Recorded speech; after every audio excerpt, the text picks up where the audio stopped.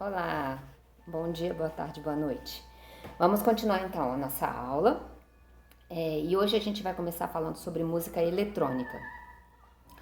Então, já havia na metade do século anterior, né, do século XX, algum tipo de música eletrônica, né, sendo construída a partir de tecnologia. Mas ela de fato ganha expressão na segunda metade do século. Porque os recursos foram melhorando, né? De um modo geral, os recursos eletrônicos foram melhorando. E um acontecimento importante para a segunda metade do século foi o da fita, a fita de gravação, que pode ser gravada música ou vídeo. Ela já existia há umas décadas antes, mas ela fica realmente interessante na metade do século, né? Na segunda metade do século XX.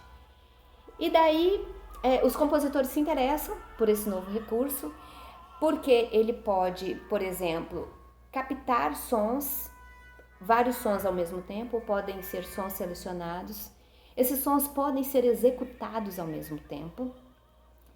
Pode-se trabalhar com a mudança de velocidade da execução da fita.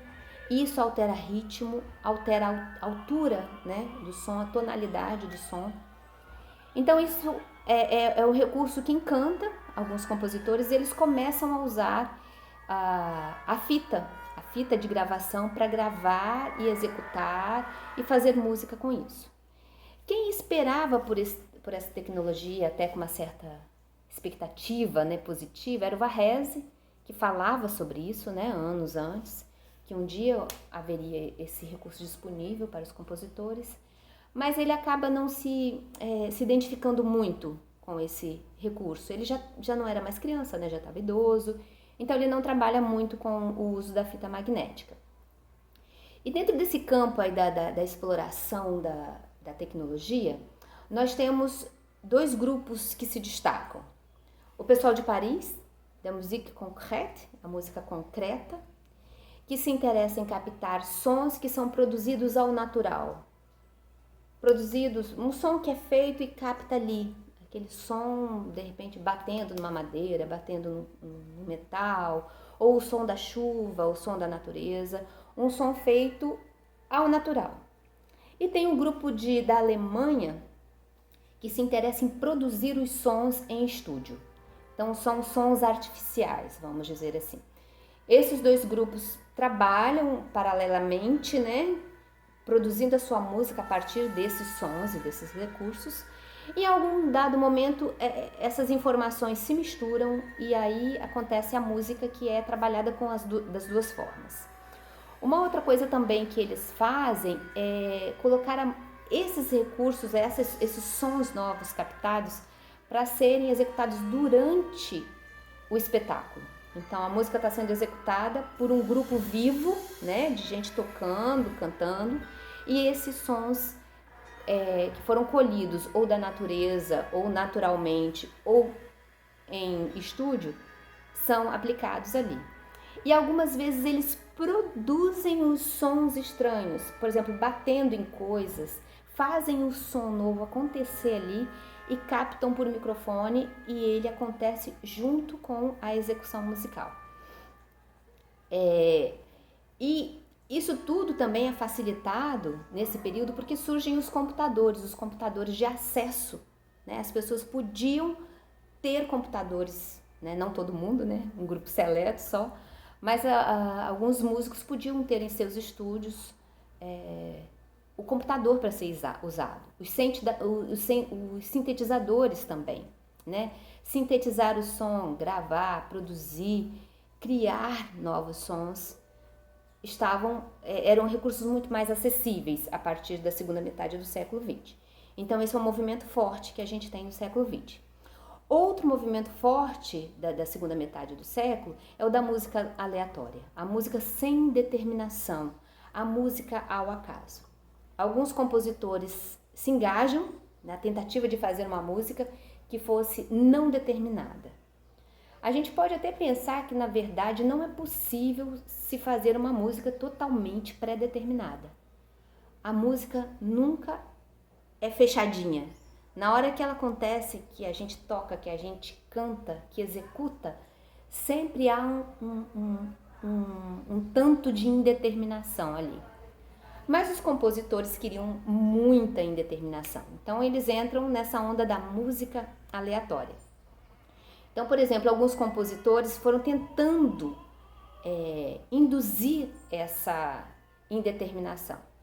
Tem o Early Brown, por exemplo, que faz uma peça que tem 25 páginas e que a proposta é que as páginas sejam colocadas cada hora numa ordem diferente, né? Então não era para se manter a mesma ordem. Numa outra peça, há um gráfico que é para o executante colocar sons ou silêncios para preencher aquele gráfico. E pode ser o som que quiser, né? Na intensidade que quiser, com o instrumento que quiser ou sem instrumento. Então, muita liberdade para o executante. Uma outra coisa também que era possível, assim, era se fazer um desenho, um gráfico, uma linha e falar assim, olha, coloque sons aí ou silêncios do jeito que você quiser, vindo de qualquer fonte. Então isso também era possível, né? Era uma das propostas que eles lançavam nesse período. O Stockhausen, por exemplo, ele fez uma coleta de trechos de músicas anteriores, fragmentos, né? E ele disse que era para ser tocado um em sequência, um atrás do outro, esses segmentos, esses trechos de música, e não era para se manter a mesma ordem. Então, os fragmentos eram tocados cada hora de uma forma diferente. Também houve uma possibilidade que foi lançada pelos compositores da época, é que você poderia fazer uma música tão complexa e tão cheia de informação que o ouvido não seria capaz de captar todas as informações e sons que vinham. Então, a música sendo executada, o ouvinte só conseguiria captar parte da sonoridade, porque era muita informação vinda ao mesmo tempo. Outra proposta também, que foi lançada nessa época, era de induzir o ouvido a ouvir aquilo que não estava sendo executado. Então, você vê que é uma coisa que se fala hoje em dia, mas que não é tão novo assim, isso é por volta de 1960, né? Então, os compositores já queriam e já faziam isso, né? Compor músicas que você ouvia sons que não estavam sendo executados, né? Então, é uma música do acaso, muitas vezes feita dentro da própria cabeça de quem ouve, a partir de sons que nem existem, né? Então, é o movimento, é o barato da música aleatória. Uma coisa também muito legal que acontece nesse período, veja que a gente acabou de sair da Segunda Guerra, né? E logo depois vem a Guerra do Vietnã, né? Na década de 1960. Muitos músicos e compositores se envolvem com o movimento político. Então, muitos aderem à política de esquerda, ao socialismo. E eles contestam o capitalismo da forma como tem sido feito, né? E aí há um engajamento de vários músicos e vários compositores nesse sentido aí de um posicionamento político. Então, o que a gente tem no período anterior, que foi o período do serialismo, da música eletrônica, do acaso, né? No caso da música eletrônica e da música aleatória, acontece mais ou menos no mesmo tempo, mas a preocupação era se fazer música instrumental, porque havia recurso para isso. Então, alguns compositores na onda do serialismo, outros da música eletrônica, da música aleatória, e muito preocupado em fazer música estritamente instrumental. Mas o pessoal que se envolve com a política e se sente atraído por ela, acaba lançando mão da voz. Então, peças cantadas como essa, que eu não sei se está dando para ouvir, que está rolando aqui, peças cantadas com teor político, com teor contestador. E aí acontecem umas coisas muito legais. Essa aqui, por exemplo, que está sendo executada, que é o Il Canto Sospeso, ela usa palavras de... Meu gato querendo subir aqui. Eita, ó, palavras de presos políticos durante a música. Então, palavras soltas de presos políticos que vão sendo cantadas na peça, né? Então, a peça foi musicada acerca e sobre palavras de presos políticos. Então, esse foi o Luiz de Nono que fez isso. E ele era comunista e era muito engajado nas questões, nas reflexões, nos questionamentos acerca da sociedade e da política. Outra peça também que ele fez que eu acho assim, muito legal a proposta dele é que ele retrata na peça um imigrante sendo hostilizado. Vê que sacação legal. Isso em 1960, por aí, mais ou menos. E uma coisa que a gente vê que acontece até hoje, né? A questão do imigrante. E eles levam isso propositalmente para os palcos, para fazer o público refletir sobre isso, né? Então, é uma música de contestação, de reflexão, para produzir esse incômodo.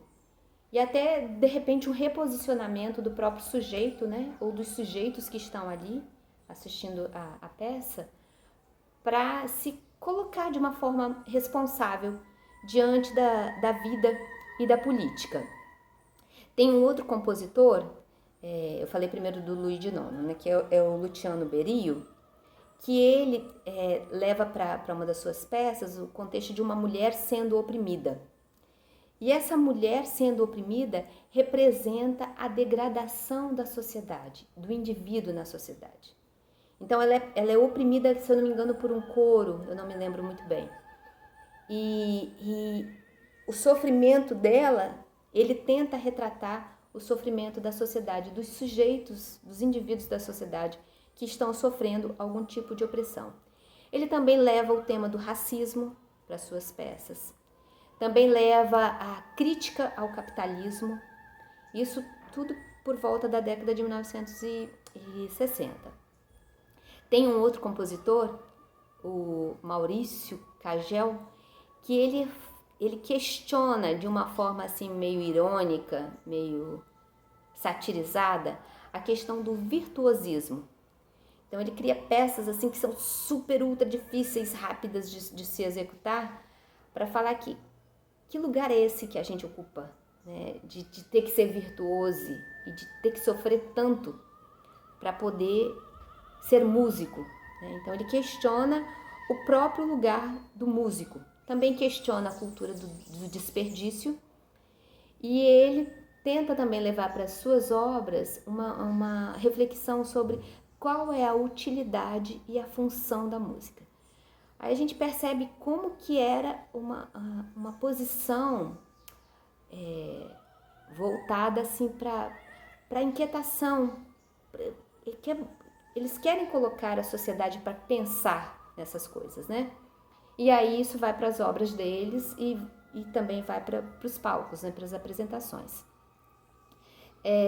Então havia essa vertente de vários músicos que se aproximaram da esquerda, da nova esquerda, do socialismo, uma preocupação com a causa operária, né? Que é uma coisa que particularmente eu acho muito interessante. E havia também uma vertente opressora. Por exemplo, na União Soviética, a música era totalmente controlada pelo governo. E tinha que exaltar os heróis nacionais, exaltar o comunismo, como ele era feito dentro do país, né? Então era uma vertente opressora da política dentro da União Soviética. E aí nessa mesma época em que florescem as obras para teatro, para serem cantadas e serem encenadas e musicadas, também tem um pessoal que quer trabalhar com a criação no sentido coletivo, querem colocar a plateia para participar do acontecimento musical, inclusive para opinar, para sugerir mudanças, alterações nas peças. Então são músicos que querem uma inclusão, né, que todas as pessoas participem do acontecimento musical.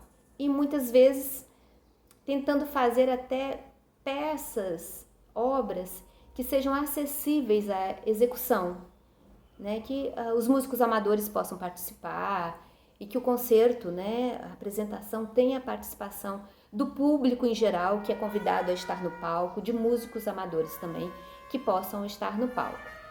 Então é uma vertente, vamos dizer assim, inclusiva, coletiva, que entende a música como um espaço para ser ocupado por todo mundo. E é isso aí, né, Thor? Thor já sabe tudo de música.